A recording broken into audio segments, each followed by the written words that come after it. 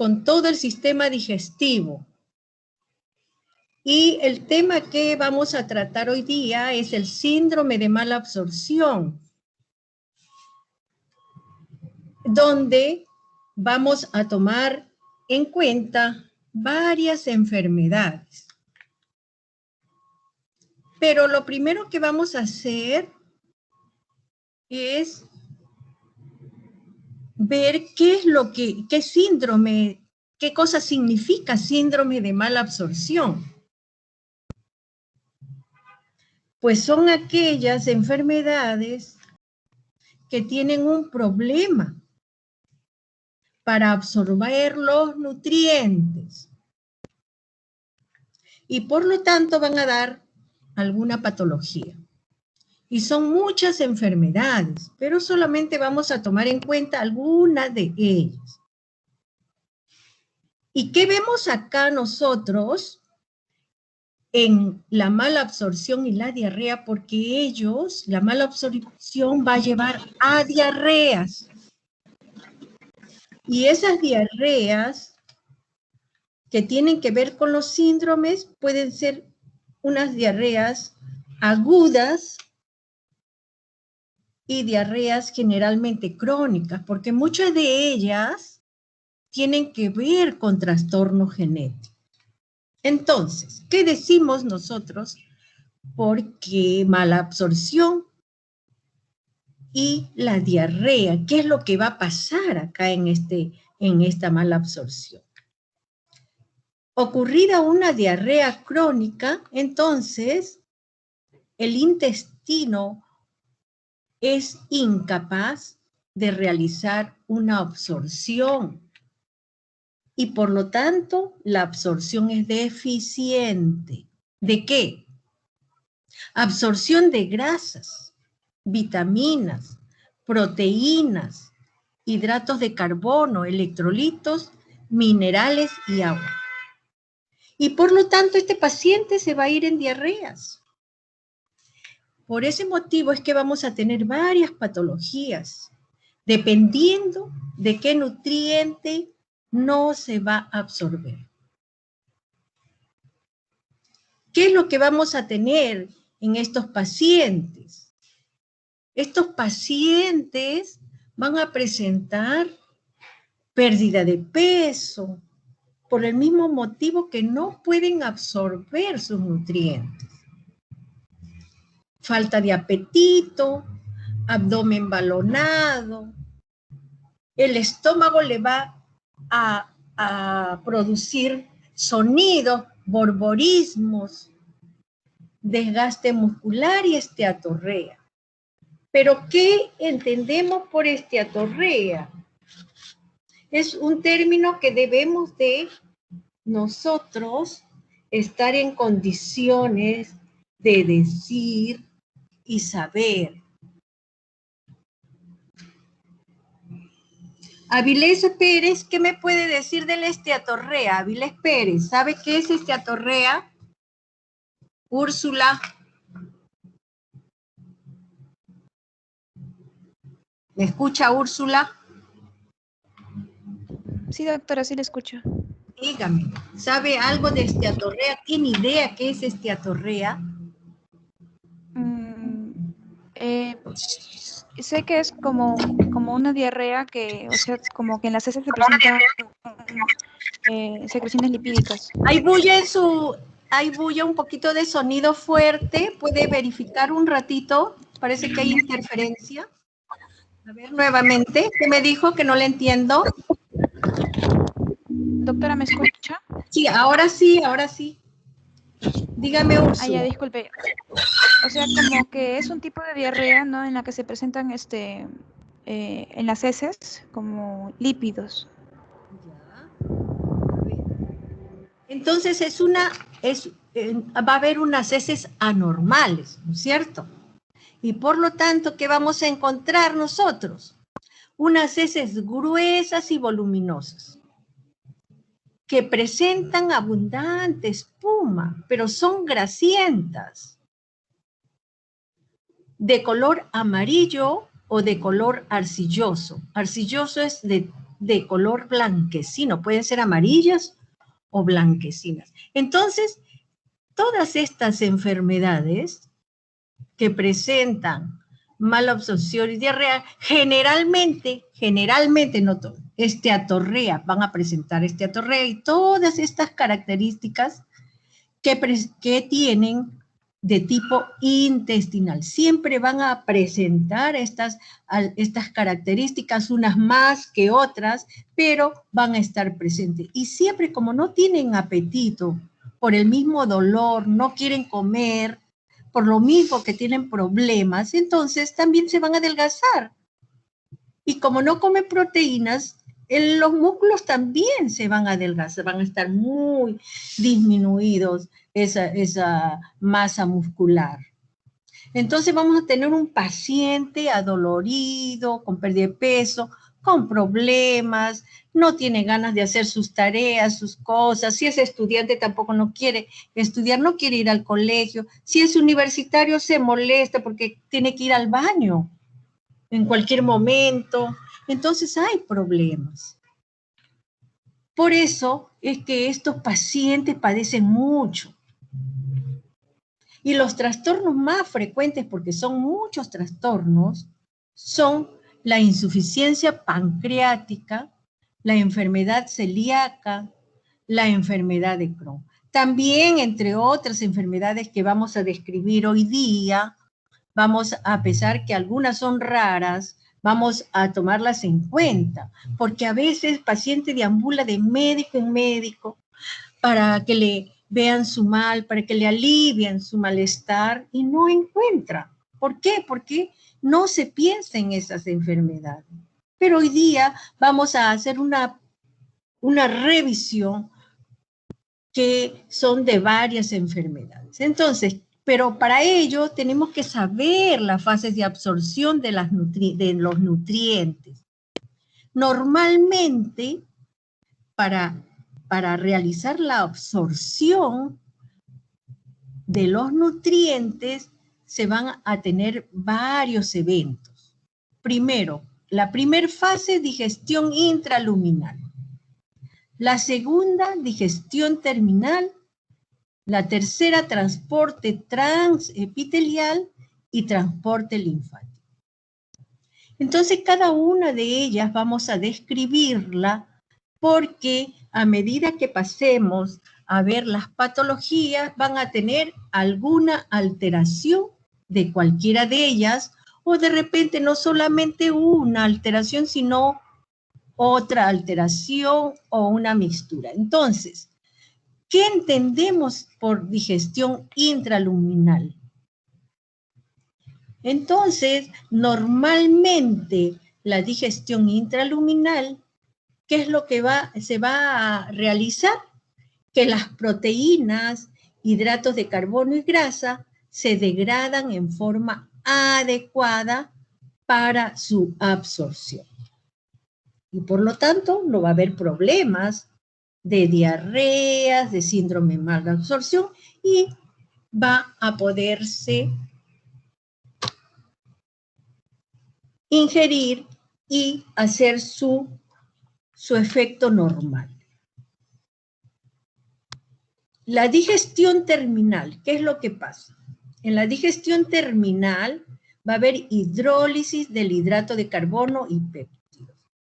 Entonces, si produce hidrólisis, entonces se va a transformar. Este hidrato de carbono y péptido se va a transformar por efecto de unas enzimas, las disacaridasas y peptidasas. ¿Y dónde se realiza este mecanismo? A nivel del borde en cepillo de la mucosa del intestino delgado. Sabemos que el intestino delgado tiene unas células epiteliales con borde o con ribete en cepillo. Entonces, este mecanismo de la digestión se va a realizar en ese borde en cepillo de esas mucosas del intestino delgado. Si hay una patología, si hay problemas, entonces no se va a poder realizar esta hidrólisis y por lo tanto va a ser una mala absorción. Otro mecanismo normal, vamos a tener el transporte transepitelial. En este transporte transepitelial, ¿qué es lo que ocurre? Los nutrientes y los líquidos y electrolitos se transportan hacia el epitelio. Y allí se van a procesar todos estos nutrientes y líquidos, se procesan en esas células del epitelio del intestino delgado. Pero si es que hay problemas a nivel de estas células, entonces no se va a poder realizar esta acción y por lo tanto va a ocasionar un síndrome de mala absorción. ¿Qué más vamos a tener nosotros? El transporte linfático. En este otro transporte linfático de los líquidos, tienen que ser absorbidos, porque si es que habíamos visto que tiene que haber un equilibrio y fuerzas normales, si es que hay en exceso, entonces el linfático tiene que llevar el exceso de líquido que puede quedar extracelular o por múltiples causas que ya lo habíamos visto anteriormente en patología general. Pero entonces ya no van a poder ser absorbidos si es que hay algún problema a nivel de ese transporte linfático. Pero normalmente se realiza esta acción para ser absorbidos. Tanto el transporte linfático a través de los linfáticos de esos líquidos. Entonces, cualquier defecto en alguna de estas 4 fases, entonces, ¿qué vamos a tener? Un síndrome de mala absorción. ¿Por qué? Porque ya no se va a poder realizar el mecanismo normal y la absorción de los nutrientes. Muy bien. Entonces, antes de ir y de pasar para continuar, porque de esto depende bastante para entender la clase, a ver qué me dice Lisette Carazas. Lisette, las fases que hemos dicho, ¿cuáles son, Lisette? Lisette. Sí, doctora, buenas tardes. ¿Cómo está, Lisette? Buenas tardes. Dígame, ¿qué fases hemos nombrado? Hemos nombrado varias fases. Dígame una, Lisette. La fase de absorción. Ya, a ver. Flores Portocarrero, Margarita. Una fase de absorción, Margarita. Margarita. Córdoba, Villodes, Rosa. Córdoba, Villodas, Rosa, dígame.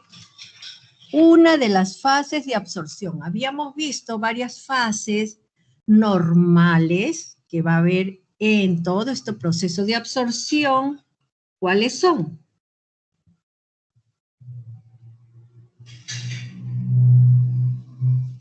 Calderón, Melo, Sebastián.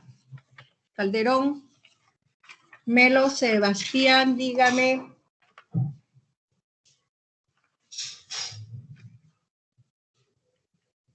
González, Grimaldo, Paola. González, Grimaldo, Paola. ¿Me escucha? González, Grimaldo, Paola.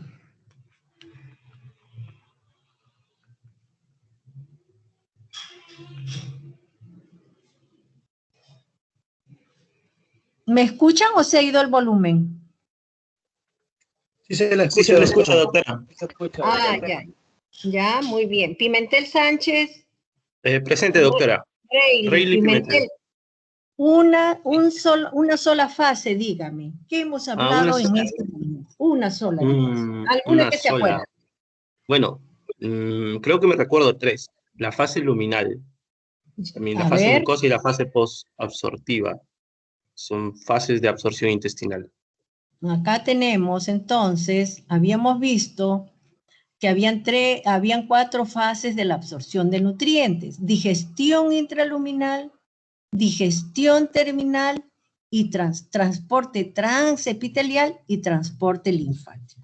Entonces, si hay alguna alteración en cualquiera de esas fases, entonces se va a ocasionar una mala absorción. Bien, entonces vamos a continuar y podemos decir que como consecuencia de ello, el paciente, si tiene alguna alteración, puede tener diarrea, flatulencia, dolor abdominal, pérdida de peso y anemia. Y habíamos dicho anteriormente también que habíamos nombrado a la esteatorrea. Pero ¿qué otros síntomas podemos tener también? Como consecuencia de una falta de absorción de productos, pero porque no solamente son líquidos y proteínas, sino también vitaminas.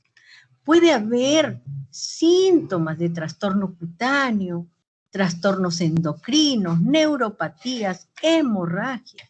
¿Por qué? Porque tienen que ver también con las vitaminas A, la B, todas las vitaminas B12 que tienen que ver con trastornos neuropáticos. Por lo tanto, vamos a tener diferentes alteraciones. En esta mala absorción también van a haber varios síntomas si es que hay deficiencia de alguna de las vitaminas.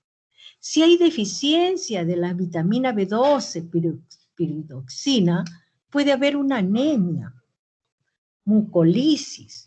De la vitamina K, una deficiencia por mala absorción, una hemorragia. Y también deficiencia de otros componentes, calcio, magnesio y vitamina D, va a haber osteopenia y tetania. Y de la vitamina B12, neuropatía periférica. En estos casos, de repente el paciente presenta alguna de estas alteraciones, pero no le hacen un examen completo. Y pueden creer que solamente es una neuropatía periférica aislada y no piensan que pueda tratarse de una mala absorción. Por lo tanto, a este paciente se le tiene que hacer un examen exhaustivo, una buena historia clínica, para que el paciente pueda ser abordado en forma completa. Producto de todas estas alteraciones, como hemos visto en forma general, hay varias patologías que nosotros vamos a desarrollar brevemente, que tienen que ver con esta mala absorción. De tal manera vamos a tener una de las de los casos de mala absorción, vamos a tener a la fibrosis quística. La fibrosis quística es una anomalía genética de herencia autosómico recesivo que van a presentar, se va a encontrar una mutación en el cromosoma 7q31.2. ¿Por qué? Porque hay ausencia del regulador de la conductancia transmembrana epitelial. Y por lo tanto, hay un defecto de la secreción del ion cloruro. Vamos a tener en estos casos que en la fibrosis quística, como les había dicho, está la mutación a nivel de ¿qué? Del cromosoma 7q31.3, y va a estar el gen CFRT. Por lo tanto, estos pacientes van a padecer de esta enfermedad genética por una mutación de ese gen. ¿Y qué es lo que va a ocurrir en el paciente? Este paciente va a presentar defecto de la secreción del ion cloruro. Y lo que va a suceder, que va a interferir en la secreción de bicarbonato, de sodio, de agua.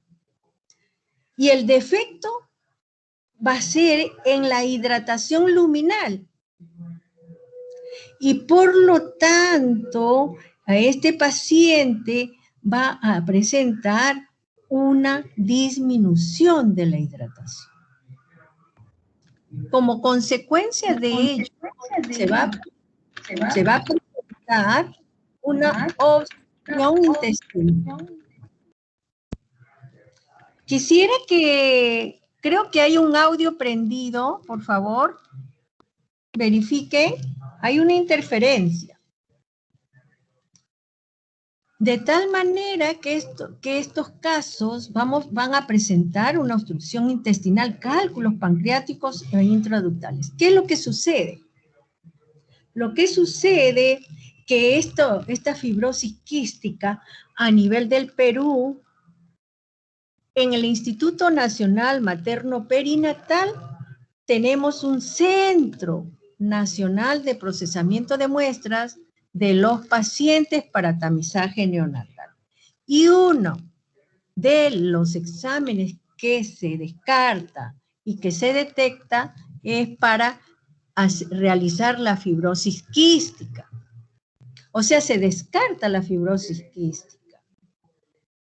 ¿Por qué? Porque hacemos que a todos los pacientes, a todos los bebitos, cuando salen de alta, se les toma una muestra y se coloca en una tarjetita que ven ustedes acá en la parte posterior, y se le toma del taloncito unas gotitas de sangre, se hacen secar y se llevan al laboratorio. ¿Para qué?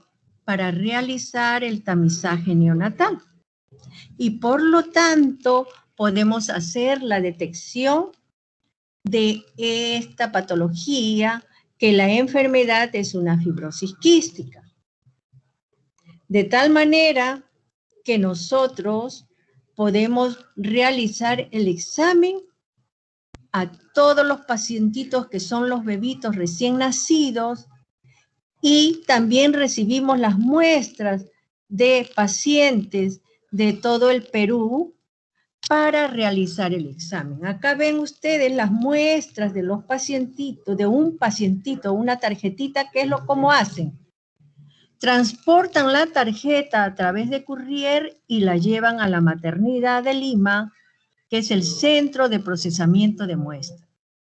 Y acá el personal tecnólogo del laboratorio va a hacer también el verificar si es que estas muestras están bien tomadas o están mal tomadas, colocando y verificando con este patrón que son unas muestras mal tomadas. Si están bien tomadas, entonces pasan y se realiza el examen. ¿Qué es lo que tenemos? Acá tenemos el piececito del bebito. Se le toma de una parte lateral con una aguja. Acá vamos a tener nosotros que pincharle en la parte lateral del talón, y vamos a colocar la tarjeta al costadito para realizar la toma de muestra, tal como lo habían hecho acá en esta zona. Y no solamente allí la hacen en el hospital, en el Instituto Nacional Materno Perinatal, sino también lo hacen a todos los departamentos del norte del Perú que nos corresponden. Enseguida, ¿qué es lo que se realiza? Una vez que se ha procesado todas las muestras, se realiza la validación de esas pruebas. Una vez que tengamos el examen, nosotros que hayamos hecho la realización de ese examen, enviamos los resultados a los pacientes y se llaman a todos los pacientes que presenten este problema de la fibrosis quística. Entonces podemos nosotros realizar ese examen para la detección de estas enfermedades. Acá el personal está trabajando, acá estoy yo, validando. Como jefa también de este laboratorio, trabajamos con otro doctor también y otros tecnólogos que nos ayudan en este trabajo. O sea, tenemos parte del personal realizando que ha realizado el examen, que es un equipo multidisciplinario. De tal manera que nosotros realizamos la detección temprana, pero no solamente detectar esa enfermedad de la fibrosis quística, sino otras enfermedades como hipotiroidismo congénito, hiperplasia suprarrenal congénita y fenilcetonuria. Y hemos detectado pacientitos que tienen esta enfermedad, hemos hecho que salvar vidas. Pero ¿qué es lo que sucede con estos niños cuando recién nacen? Estos bebitos cuando recién nacen, ¿qué es lo que pueden presentar? Si es que un niñito de ellos presenta esta alteración, puede irse a su casa, pero después va a sentirse mal, puede tener problemas respiratorios, puede estar en la UCI a cada rato, puede estar probablemente enfermito y siempre está hospitalizado y no saben qué es lo que tiene. O de repente tiene un megacolon congénito, puede ser que presenten una obstrucción a nivel de intestino. ¿Por qué? Por sus heces. Por sus heces que van a estar dilatados los intestinos, acúmulo de esas heces, y allí se puede morir. Ese paciente puede incluso presentar una alteración catastrófica y morir, romperse ese intestino y morir. Puede haber una peritonitis meconiana. Si el paciente con fibrosis quística continúa, entonces una vez que nosotros le hacemos la detección de esta enfermedad en el laboratorio, entonces se le confirma con otra prueba que es el test de sudor. Comprobando ese examen, también se le lleva ¿a dónde? A una interconsulta paragenética para hacer el consejo genético, hacer la evaluación y examinar a todos los demás familiares, porque como es una enfermedad de tipo de recesivo, los padres pueden ser los portadores o de repente es una enfermedad de novo. Y de esa manera podemos hacer la detección de esta enfermedad. Entonces, como otra de las cosas que hacemos nosotros, aparte de ello, que hacemos la detección, avisamos al familiar. ¿Para qué? Y también a su local, donde ellos viven, o en el mismo hospital o a su centro. ¿Para qué? Para que reciban el tratamiento con su médico, porque de repente está hospitalizado y no saben qué es lo que tienen, y con ese examen podemos hacer el diagnóstico. Otra enfermedad que vemos nosotros, vamos a tener la enfermedad celíaca, es otra enfermedad que va a presentar mala absorción. En esta enfermedad de mala absorción, que de la enfermedad celíaca, también se llama sprue celíaco o enteropatía sensible al gluten. Tiene que ver con el gluten. A veces ustedes han podido ir incluso a los supermercados y presentan también productos libres de gluten, porque estos pacientes tienen también alimentarse sin gluten. ¿Qué es lo que sucede en esta enfermedad? Mire, normalmente el gluten está formado por proteínas, la gliadina y más la glutenina. Ellos dos, al unirse, van a formar el gluten. Pero si es que hay una enfermedad celíaca, puede haber una mutación de este producto, la gliadina, que la vamos a ver ahora a continuación, y puede producir una enfermedad o un síndrome de mala absorción. Entonces, esta enfermedad celíaca es una enteropatía de mecanismo inmunitario. ¿Y en quiénes ocurre? En pacientes genéticamente predispuestos. Y es ocasionado por ingesta de alimentos con gluten. A ver, dígame, Pérez Acuña, ¿dónde se encuentra el trigo? ¿El trigo en qué alimento se encuentra?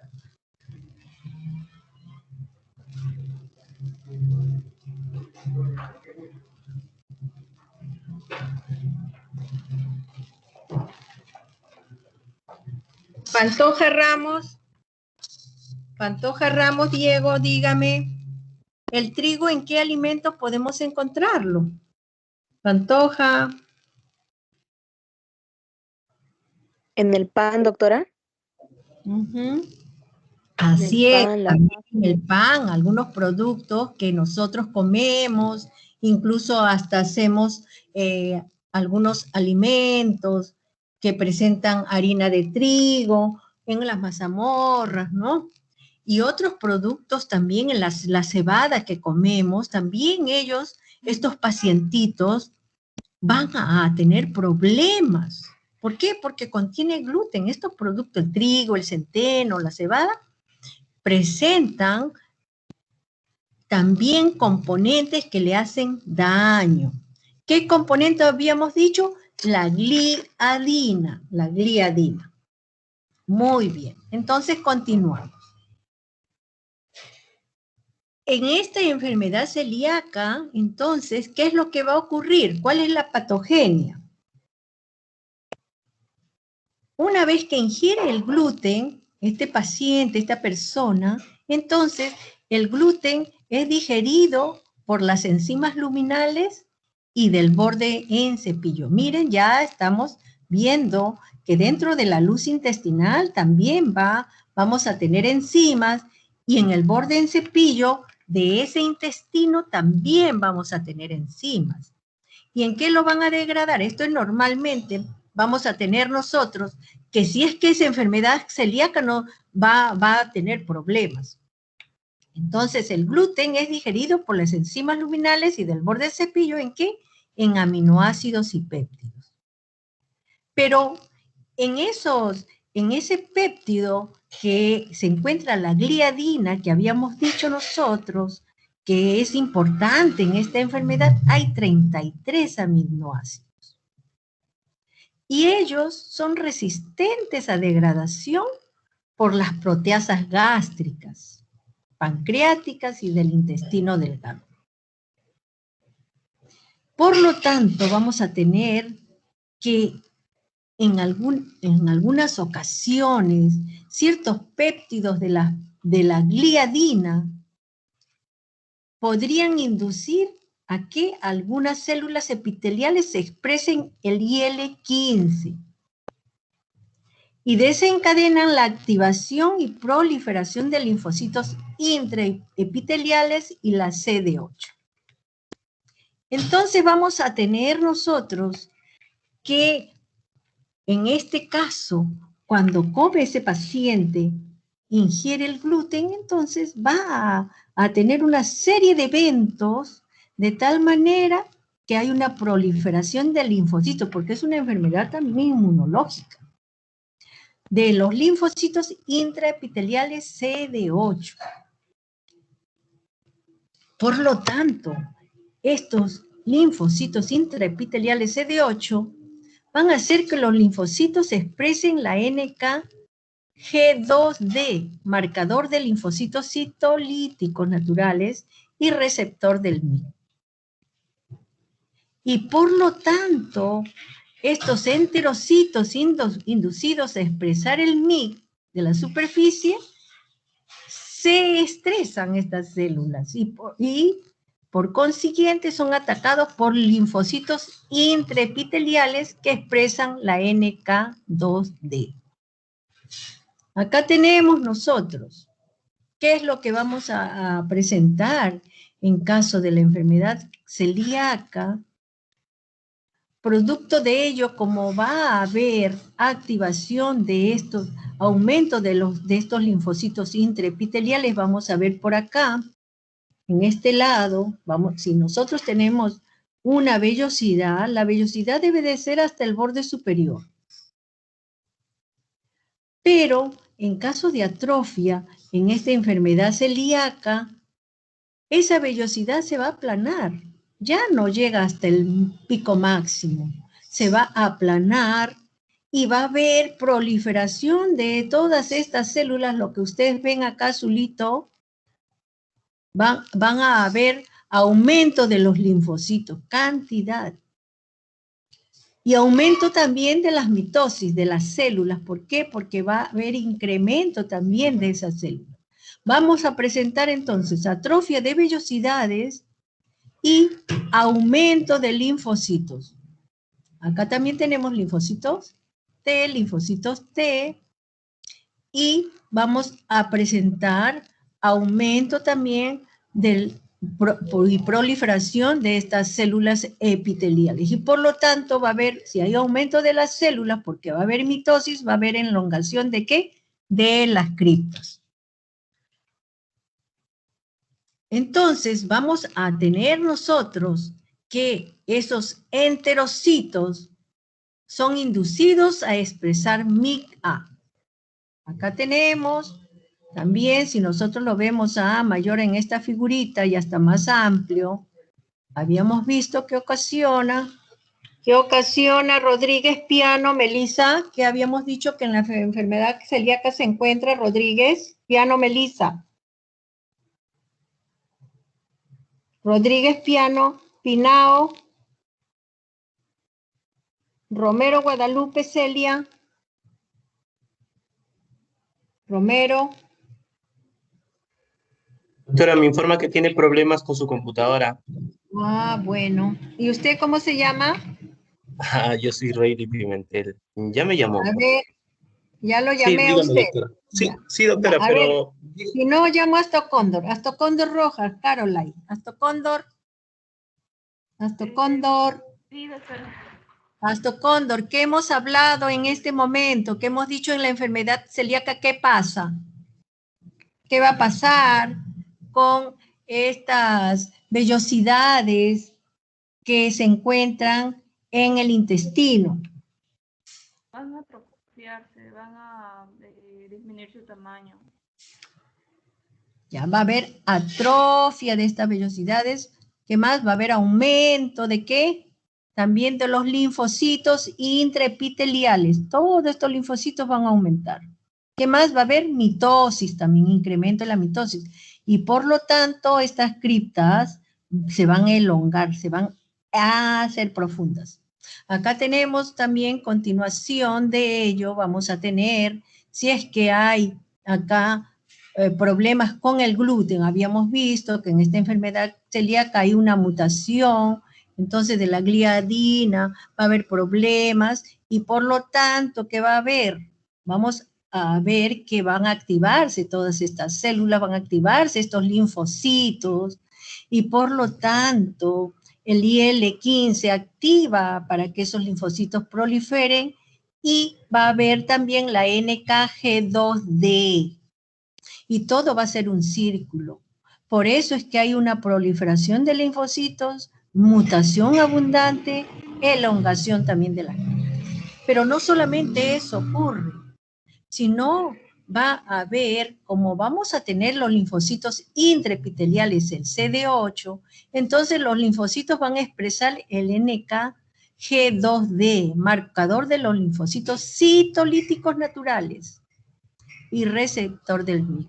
Por lo tanto, acá vemos cómo estos linfocitos que van a ser activados por el IL-15, entonces van a producirse la NKG2D. Y así sucesivamente se va a producir todo este mecanismo. Pero no solamente queda eso allí, sino también estos enterocitos, todas estas células son los enterocitos que se encuentran en el intestino delgado. Tenemos acá su ribete en cepillo normal, pero algunos ya son anormales. Ya se han cambiado, han modificado. ¿Por qué? Porque están alterando su mecanismo y pasan estas estructuras que son anómalos, han presentado también una mutación, entonces se va a producir todo este mecanismo produciendo también el MIC-A, que habíamos dicho. También se va a producir, acá tenemos los linfocitos T, van también a proliferar y vamos a tener posteriormente que va a inducir también a los linfocitos B. ¿Por qué? Porque allí van a haber antigliadinas y misium, de tal manera que va a haber por diferentes mecanismos una alteración de todo ese epitelio y por lo tanto va a ser la enfermedad celíaca. Por eso decimos que estos enterocitos inducidos a expresar MIG de superficie en respuesta al estrés. Aquí vemos todas estas células están estresadas, todas estas células.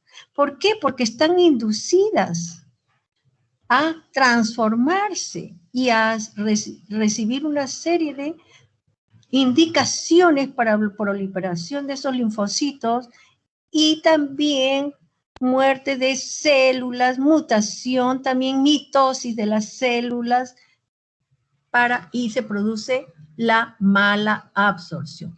Como consecuencia, son atacados por los linfocitos intraepiteliales. O sea, estos enterocitos van a ser atacados por esos linfocitos intraepiteliales. Por eso estas células de acá, ya miren, ya están mal, están degenerándose, van a ser atacados y ya no van a poner la barrera que normalmente debería de tener. Entonces, si tenemos todas esas alteraciones, la lesión del enterocito da paso ¿a qué? A que ingresen otros péptidos de gliadina a la lámina propia.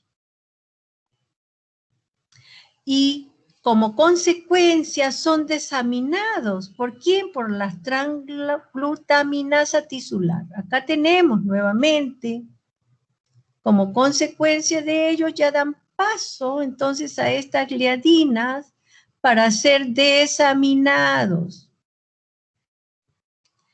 Y por consiguiente van a ser desaminados por la transglutaminasa tisular y estos péptidos de gliadina van a interaccionar con la HLA de Q2 o HLA de Q8.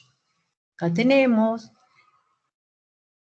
el HLA de Q2 o de Q8. Entonces van a seguir una serie de eventos que van a terminar, por consiguiente, haciendo que todas estas gliadinas pueden entrar fácilmente, produzcan lesión de los enterocitos, ya es como una coladera, todos ellos van a entrar así de fácil, y van a interaccionar, y en estas células entonces van a presentar antígenos que son capaces de estimular el TCD4, a producir citocinas para la lesión celular. Acá tenemos una serie de eventos, una vez que ingresa, se desamina, va a haber una serie de eventos y por lo tanto va nuevamente a regresar, ¿para qué? Para lesionar estas células y para que puedan entrar más fácilmente las gliadinas. Muy bien. Y como consecuencia de ello, ¿qué vamos a tener? La enfermedad celíaca con pérdida de la superficie mucosa y del borde en cepillo, ocasionando la mala absorción. Eso dicen que parece ser, porque algunas son teorías, otras ya lo afirman, y ocasiona el síndrome de mala absorción. Por lo tanto, esta enfermedad celíaca van a presentar zonas más expuestas al gluten.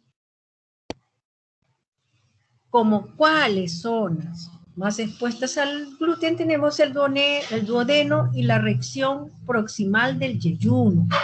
En estas zonas va a haber una lesión severa, que habíamos dicho, de esos enterocitos y del ribete en cepillo.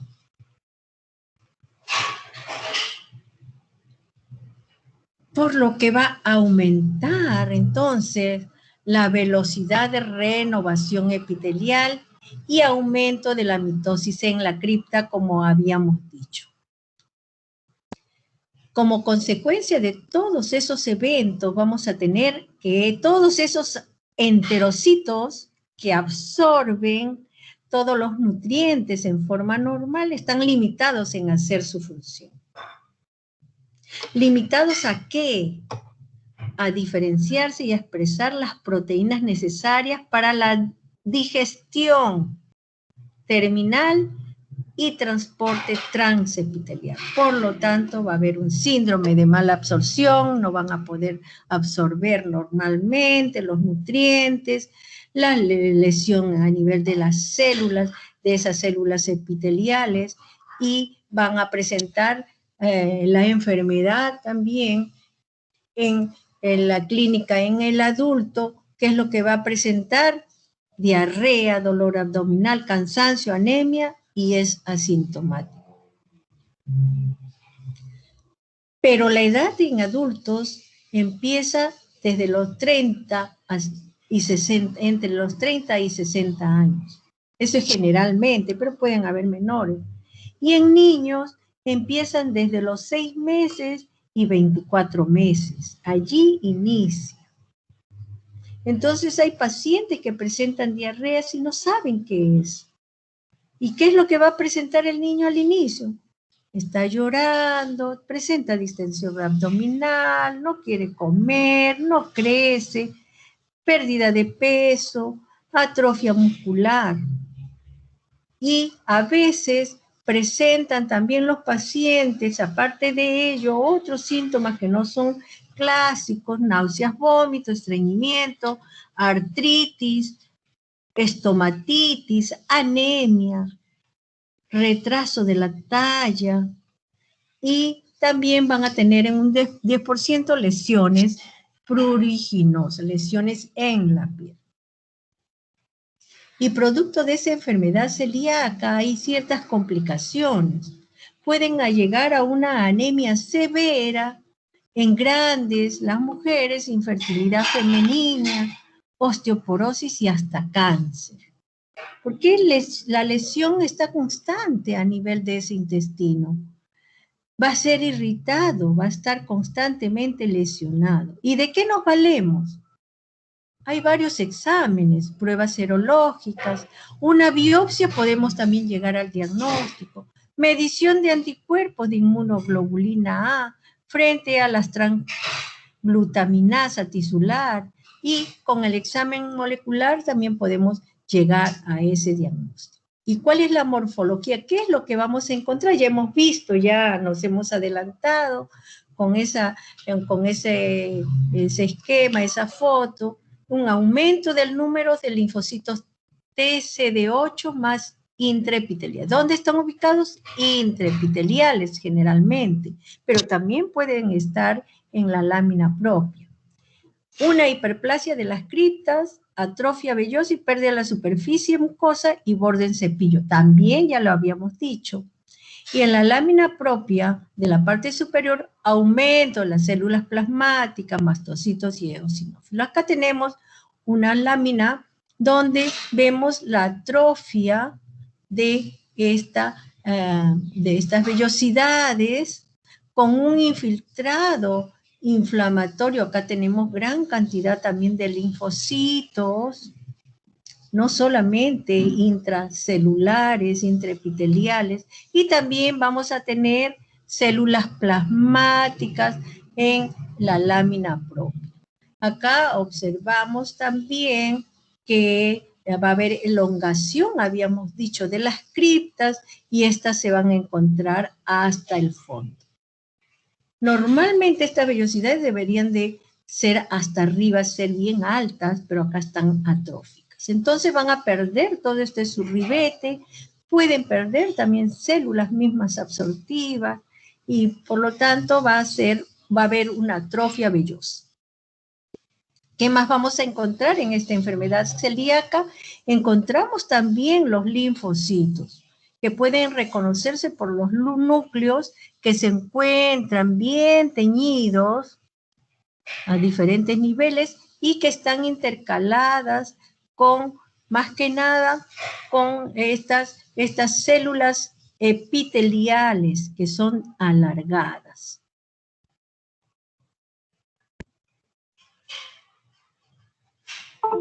¿Qué es lo que va a ocurrir? Puede ocurrir también En esta enfermedad celíaca puede haber procesos malignos, puede malignizarse ese epitelio. Puede estar asociado a linfomas de linfocitos T y adenocarcinoma de intestino delgado.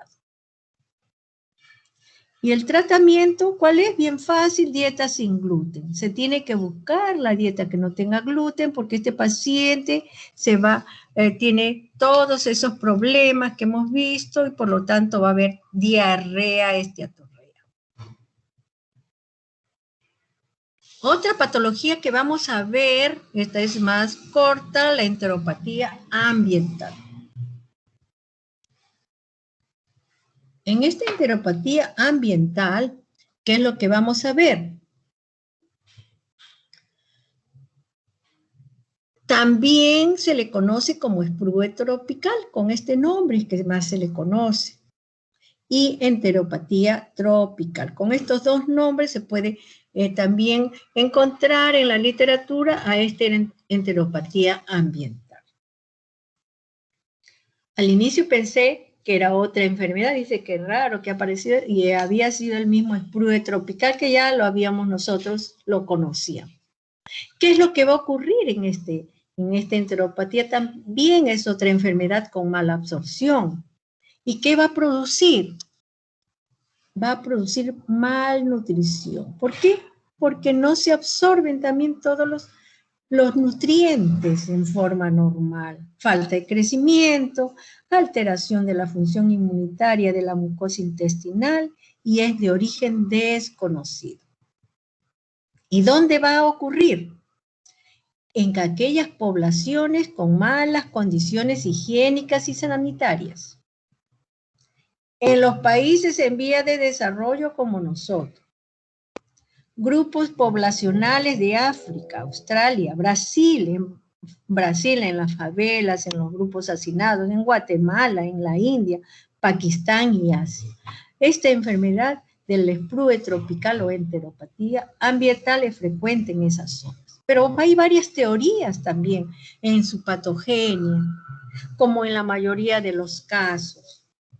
Vamos a encontrar una alteración de la función de la barrera intestinal. ¿Por qué? Porque se ha expuesto crónicamente a patógenos fecales. O de repente a otros contaminantes microbianos. ¿Qué es lo que presenta el paciente? Presenta episodios de diarreas repetidas en los 2 o 3 primeros años de vida. El paciente se va en diarrea y no saben qué es lo que tiene. Y resulta que tenía una enteropatía ambiental. ¿Por qué? Porque ha podido presentar en un inicio probablemente alguna enfermedad previa y que no se le ha tratado y ha lesionado también esa mucosa.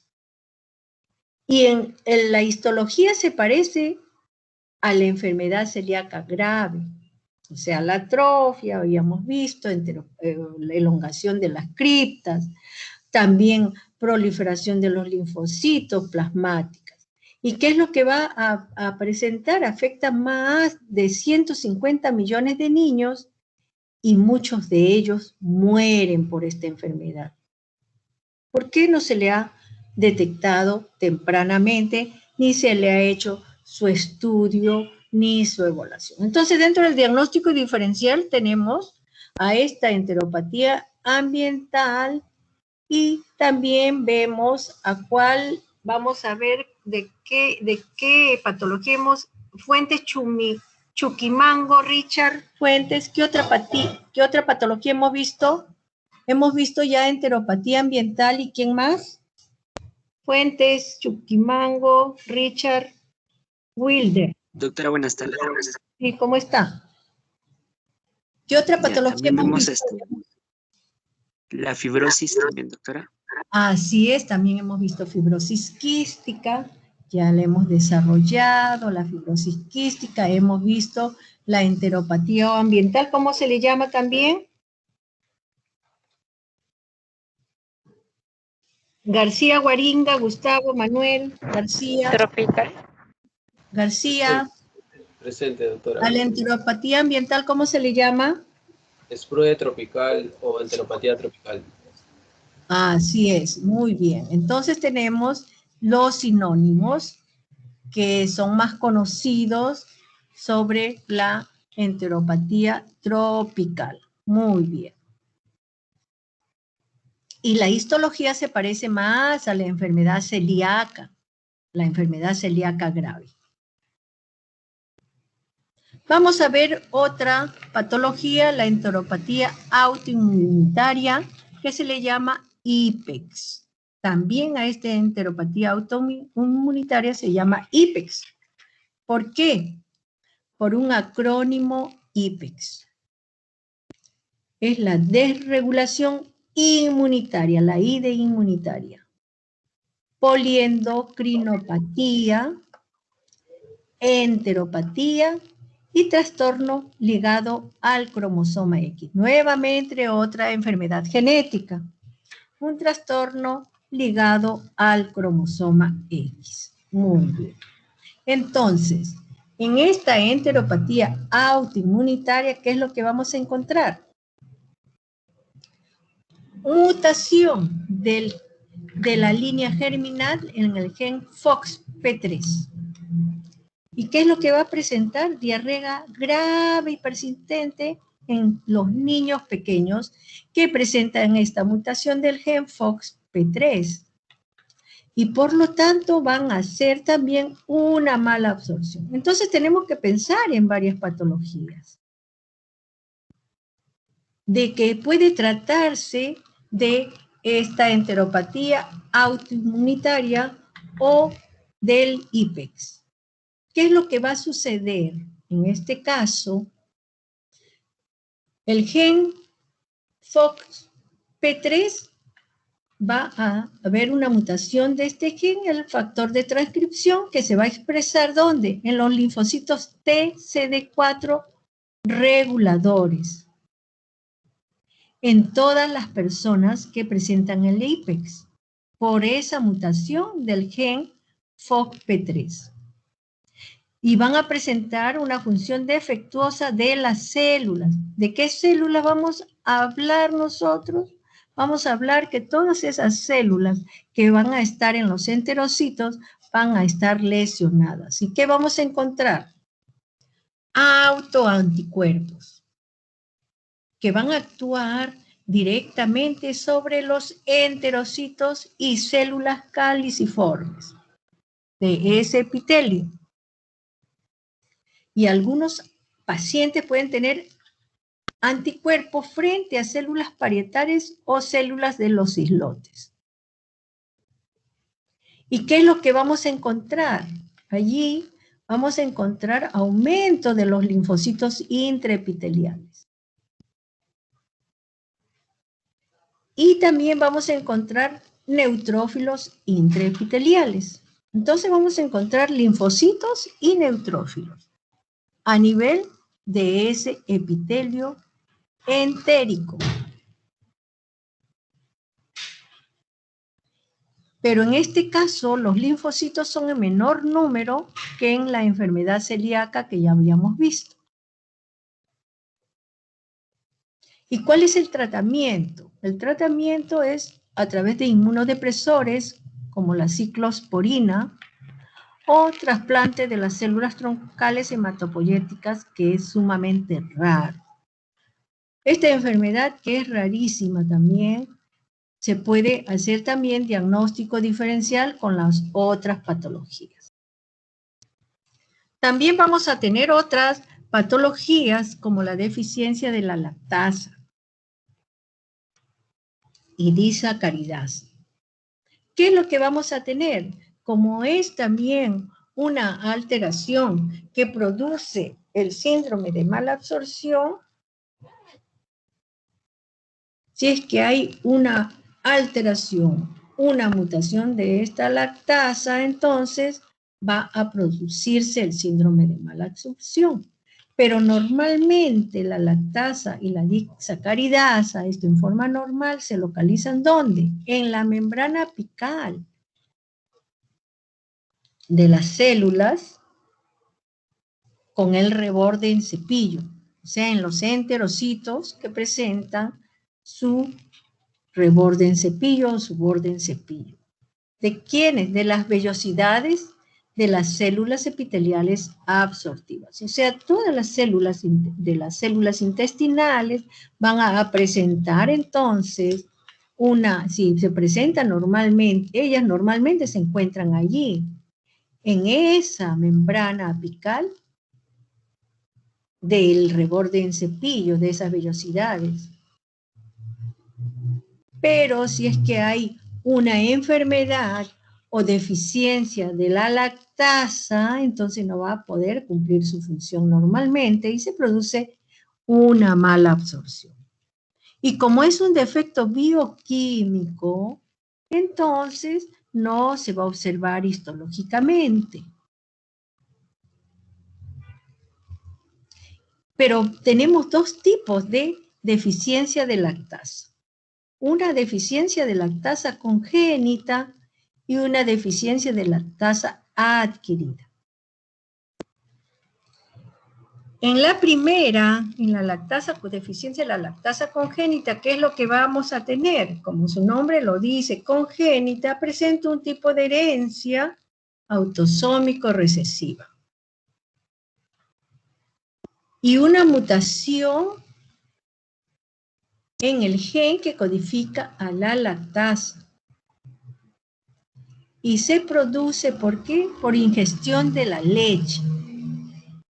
Hay pacientitos que toman su leche y se van en diarreas.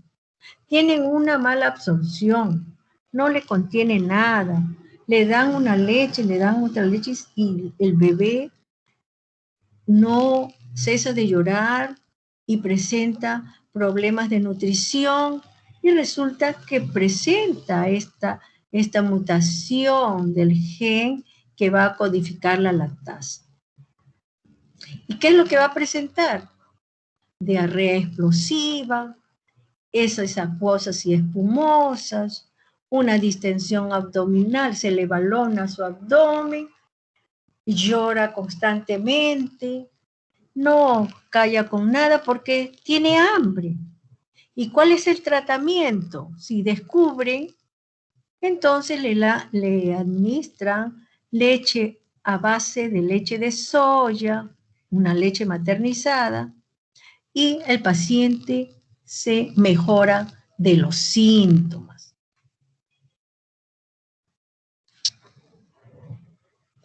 Mientras que la deficiencia adquirida de lactasa, que es el otro tipo de deficiencia de lactasa, porque habíamos dicho uno congénito y el otro adquirido, se produce más que nada por esta mala absorción, porque estos pacientes presentan infecciones entéricas virales o bacterianas continuas. Y en estos casos, estos pacientitos, como han tenido gran cantidad de infecciones entéricas, virales o bacterianas, se produce una fermentación de los azúcares que no son absorbidos por las bacterias de colon. Y por lo tanto se produce una mala absorción. ¿Por qué? Porque se van a activar al ingerir estos lácteos que contienen lactosa, entonces no va, por deficiencia de la lactasa, no va a metabolizarse esta lactosa, porque la lactasa está mutada y por lo tanto no lo va a poder transformar.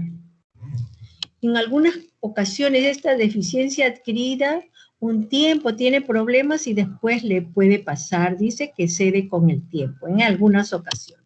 O sea, se producen aquellos pacientitos que presentan infecciones frecuentes, entéricas virales o bacterianas.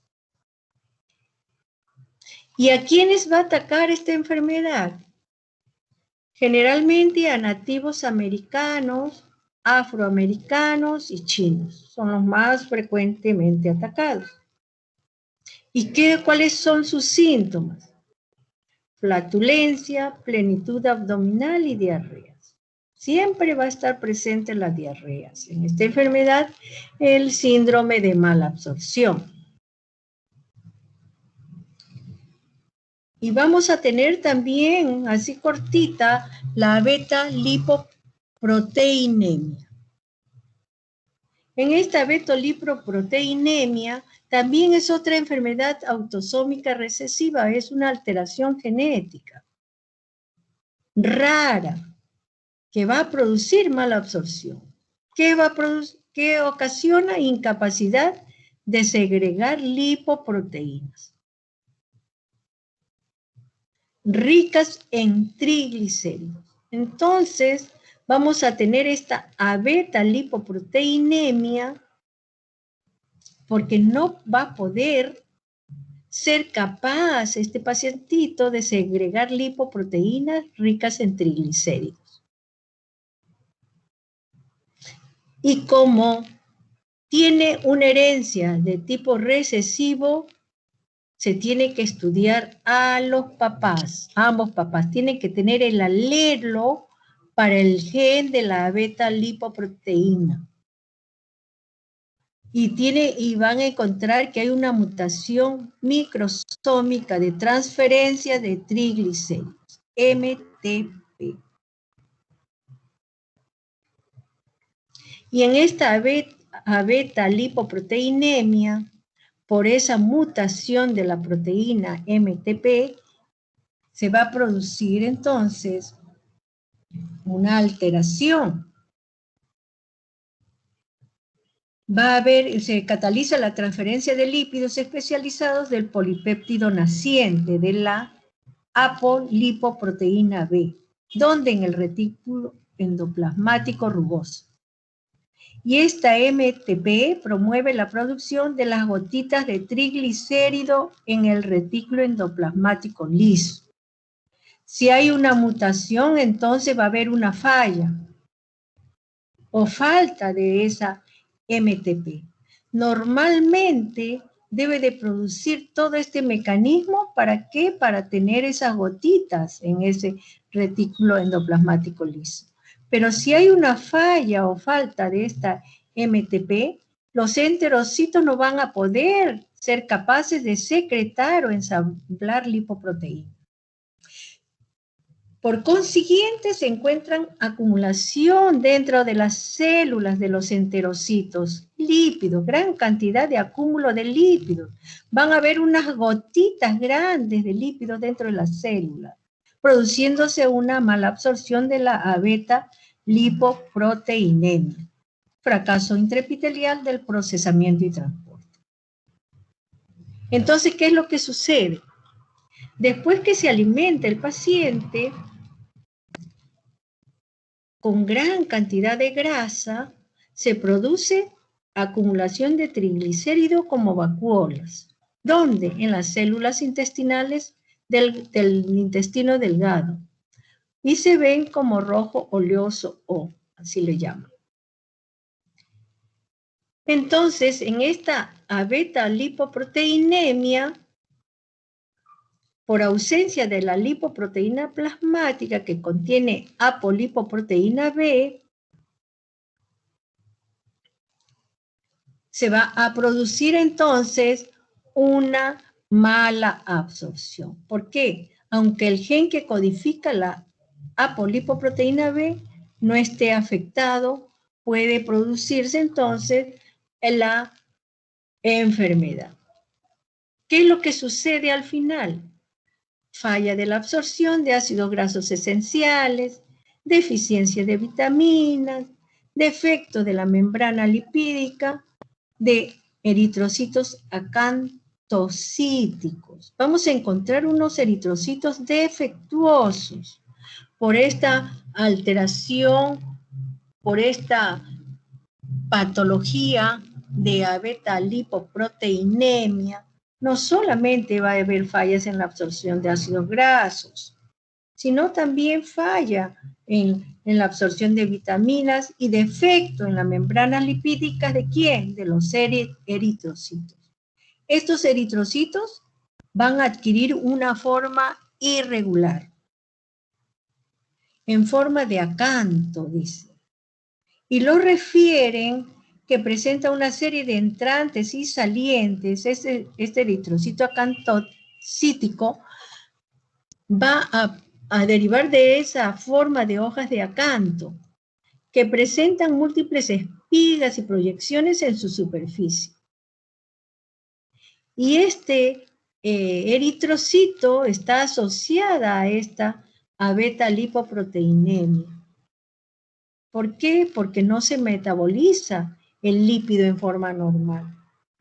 Y van a quedar los ácidos grasos libres fijándose en cantidades abundantes en las membranas de los eritrocitos. Y por lo tanto, el eritrocito va a adquirir esa forma de acanto, de las hojas de acanto.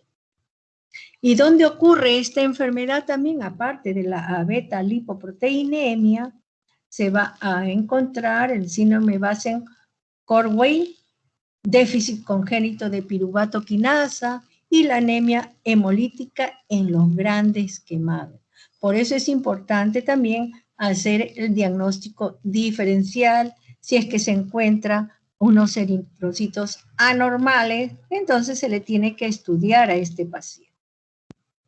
¿Y qué es lo que va a tener el paciente? Va a tener diarrea, esteatorrea, deficiencias de vitaminas, déficit del crecimiento y una serie de alteraciones que van a comprometer su salud y van a comprometer el bienestar de este paciente. Vamos a hacer un alto y nos vamos a quedar un receso de 10 minutos porque esta clase es larga y vamos a continuar.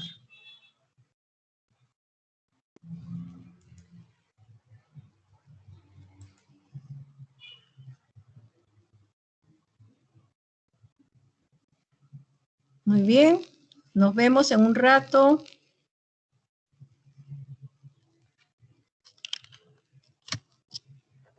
Estudiantes, nos vemos en 10 minutos, porque la clase es muy larga, más bien relájense un ratito, si no se van a cansar.